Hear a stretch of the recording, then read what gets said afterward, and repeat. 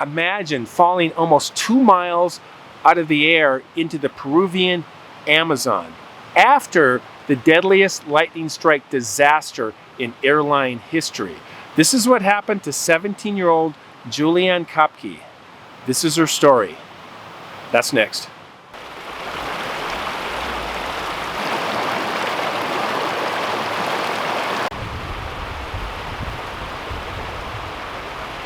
Okay, so we are high in the Sierra. There's still some snow on the ground, but the sun is melting off the snow. I've got a nice stream that's flowing behind me, and that is where I dropped my beer. And my beer that I just opened because I thought the camera was running is called Battleborn Beer, and that is out of Reno, Nevada. It says born and brewed in the heart of Nevada. Battleborn refers back to the Civil War. That was a phrase that they came up with because of our history. And that is a lager. So let's just pretend we're opening. There we go. They're nice and kind of yellow, white, like almost like a light amber beer there. There we go. Put the whole thing in there. Give it a taste. Wow, really smooth finish, really tasty. It's a lager, like I said, and I like that. It's not too heavy in the alcohol content, but Battleborn Beer. Cheers.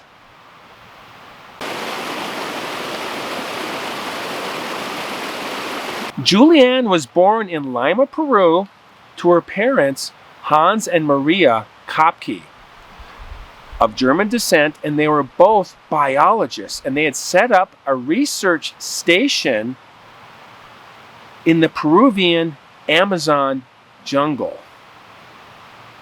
studying biodiversity, the flora, the fauna, all the varieties of plants and wildlife there was. And this is where Julianne grew up. She had this life of nature and beauty, and she understood the dangers, and she became very comfortable in the jungle. Almost like this wild childhood that she had in this massive jungle, and she enjoyed it, loved it, and appreciated it. She was also homeschooled there, and at a certain point, once she got into high school, the authorities said, you need to be in a more structured environment. They had her go to Lima to the International German School to finish her high school. She graduated December 23rd, 1971. She went to her prom with her classmates.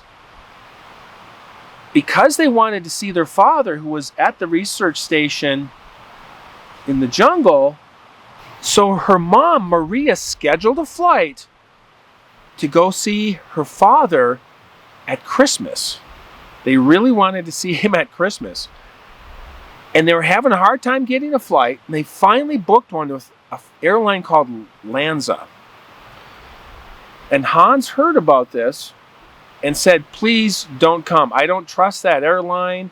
They've had issues in the past. They've had repair issues. They've also had 2 major crashes where people died. A lot of people died. He just had a really bad feeling about it.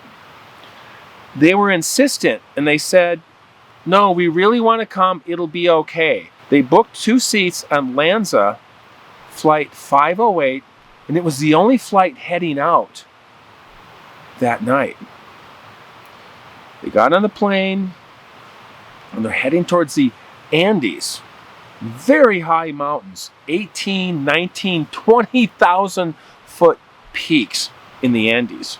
And the Andes are known for having storms and lightning storms. They went up, and going over the Andes, things were calm at first, and then started clouding up. It got dark. Julianne said the clouds flew by and they looked like wild animals. They were flying right into the middle of a storm. The pilots felt pressure to deliver the passengers for the holiday. So they continued on straight into this storm. There was lightning flashes, then there was turbulence. The overhead bins opened up and suitcases and presents came out and were flying around the cabin. People were being thrown around, and then there was this flash of light on the right side of the plane. Just bright, frightening. Julianne's mother said, "This is the end. This is the end." Right then, the plane took a nosedive. What had happened was there was a lightning strike on the right side of the plane, took the wing off, and the airplane was now in a nosedive. The plane was breaking apart. Julianne was buckled into her seat. And next thing she knew, she was in darkness. And she realized that she was no longer in the plane. She said, it's not like she left the plane, it's like the plane left her. The plane continued on as it was breaking apart. She was left in midair, suspended in midair, buckled into her seat, now falling straight down 10,000 feet to the earth below. As she's falling, she's just feeling the pressure of the seatbelt and the gravity, and she's spiraling, can hardly breathe. She's falling at a rapid pace, well over 100 miles an hour, and she can see the tops of the Amazon jungle now. See this giant canopy all around her. And she said it looked like the tops of the trees looked like crowns of broccoli, the tops of broccoli. It was just this eerie, surreal sight. And then as she went through into the trees, it was all darkness and she got knocked out, blacked out. It turns out that Lanza Flight 508 from Peru was the deadliest air disaster by a lightning strike in aviation history. 91 of the 92 people on that plane died. Now, there was indications that 13 other people survived the initial crash somehow, but they died waiting for rescue in the Amazon jungle. Julianne fell 10,000 feet, over 2 miles. Just crazy that she survived that. Turns out that the chair that she was in, it started to turn sideways like that with her back to the earth, and she fell through. It was so thick and so dense that it cushioned her fall as she's going through this jungle canopy. She sustained a concussion, a broken collarbone, a gash on her arm, a gash on her leg, a sprained knee, and a swollen eye, swollen black eye. She says the first night she just stayed under that seat that protected her. In and out of consciousness, the concussion. She finally awoke sometime midday the next day. Assessed all her injuries. She realized she was only wearing a mini skirt and had one shoe. Not exactly the attire you want to be wearing in the jungle. She realized she had lost her glasses. They're gone. And she was nearsighted, so she had a hard time seeing. So she was crawling around on the jungle floor, calling out her mother's name, just hoping she was still alive. She realized there was no one else around, and she felt this utter sense of abandonment. Not fear, but being just all alone, just cut off from everyone. And then she listened, and she could hear the sounds of the forest, and they sounded familiar to her. She recognized them, that this was the same jungle that she had grown up in. Not the exact spot, but at least the same jungle, so it was familiar to her. She knew the wildlife and the terrain and understood what she was dealing with. After the crash, the Peruvian government sent out rescue planes and helicopters in hopes of finding some survivors. But because of the way this plane broke apart and spread out over the jungle, they found nothing. There was no single spot where this plane went in. This just spread out over such a large area. And it was like the jungle just swallowed this plane up. Now, Julianne did hear some planes searching overhead, but because of the thick canopy of the jungle, she could just hear them. She couldn't see them. And after a few days, even that stopped. And she realized she was going to have to figure out her own rescue. Now, growing up, she remembered her father telling her that if you ever get lost in the jungle, find a small stream and follow it down. And that'll lead to a larger stream and ultimately a river. And then if you can follow the river down, you'll eventually find people. And because of all the distractions and the injuries and all that she was going through, she wasn't paying attention to hearing a creek. And she listened and she heard a creek not too far from where she was. She went over to it. She found a small stream, very small stream. And this is really thick jungle. This is not like the forest I'm in. You can just walk around freely. This is really thick. You're crawling and working your way through this absolutely thick jungle.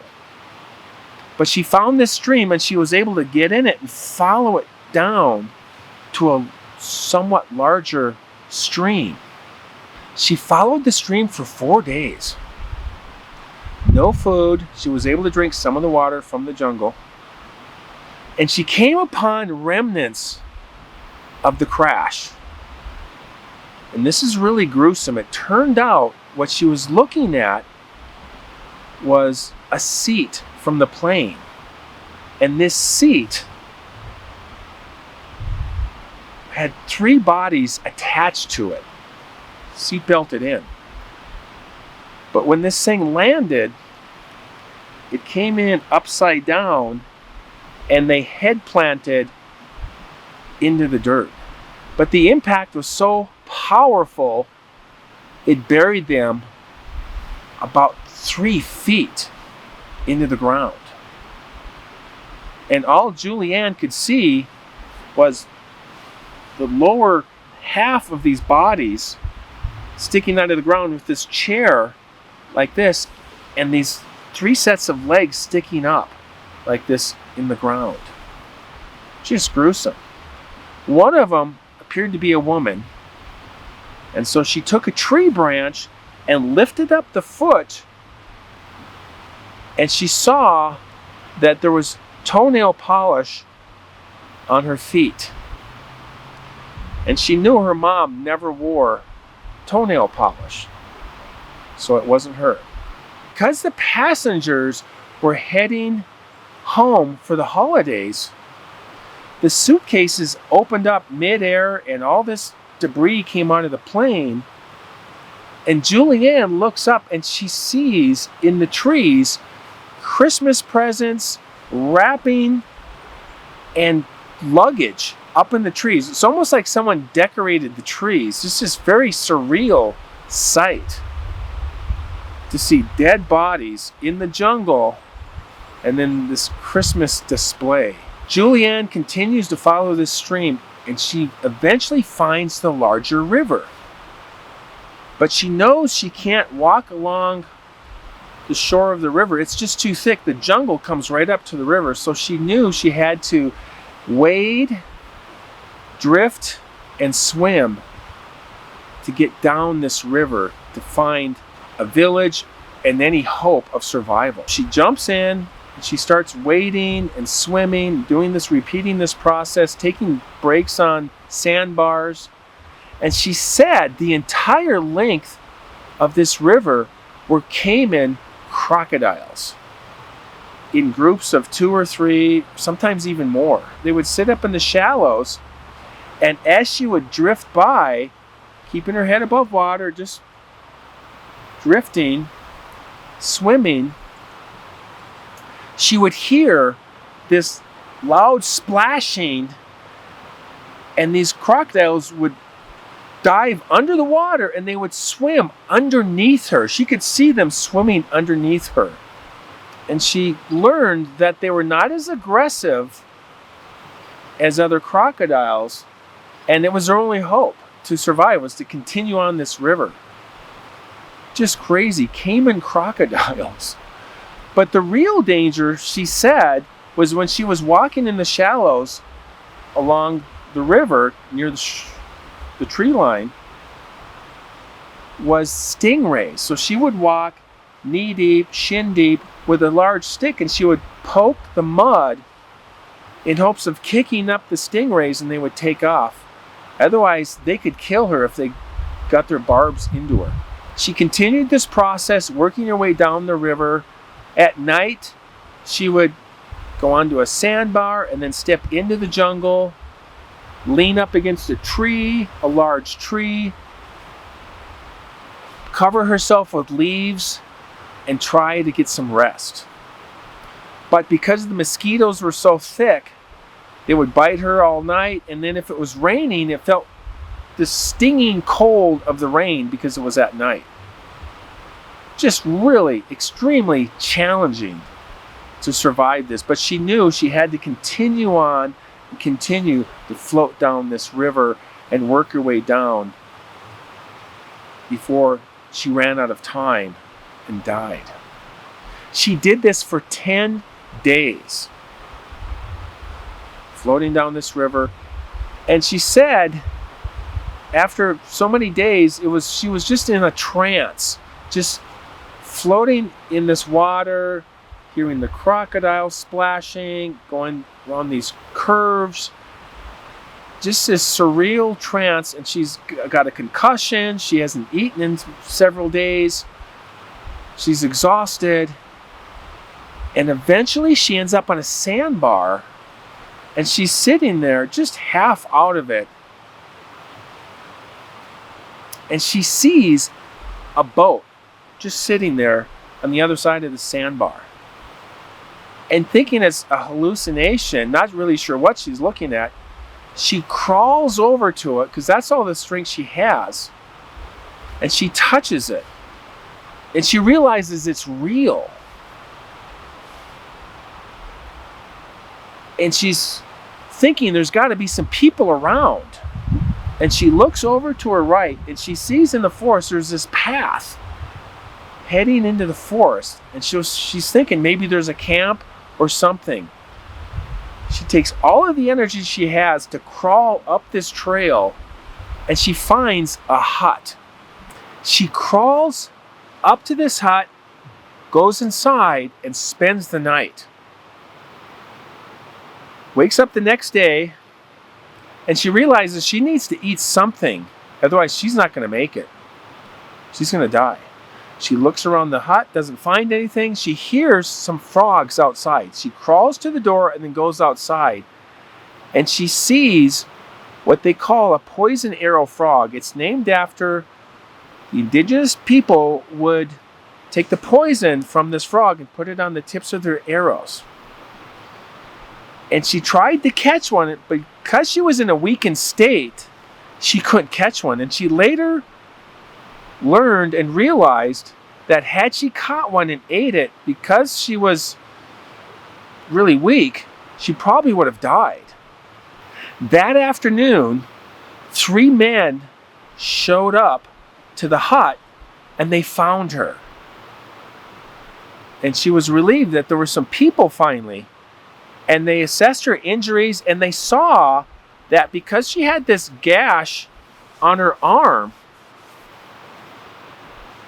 the flesh flies came in and laid eggs, and there was maggots on her arm, sticking out, just doing whatever maggots do. And she said it looked like asparagus tips sticking out of her arm. Just this horrific scene. And she thought she might lose her arm if they don't take care of this. They took some gasoline and put it on the maggots and killed them off. And were able to clean them out. They loaded her into a boat, and now she had an 11-hour boat trip down to the village. They get her out of the boat, bring her into the village, and the people in the village saw that her eyes were red from her injuries, just these bloodshot eyes, and they fled in terror, thinking she was a demon from the jungle. She was flown out to a missionary hospital in Pucallpa, stayed there for a few months, and then recovered and was released. And then she actually assisted in locating the crash site and helping in the recovery of some of these bodies. Now on January 12th, 1972, they found her mom, Maria. She did not make it. She was dead. It was really hard for Julianne, and she realized she was the sole survivor of this Lanza Flight 508. 91 people died. She was the one person that made it. And she said she realized when she was all alone in the jungle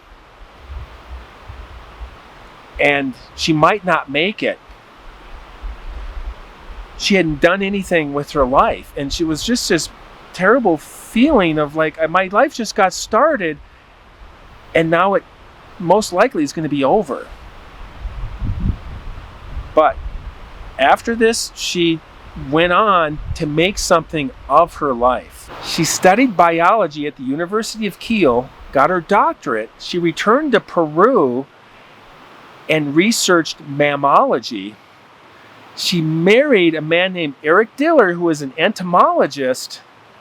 And then in 2000, after her father passed away, she became director of Panguana in the Peruvian Amazon jungle. So her story came full circle. Pretty amazing. Cheers to Julianne. All right, you guys, thank you for watching. I appreciate it, and I am going to get out of here, so we'll see you next time. Keep hiking.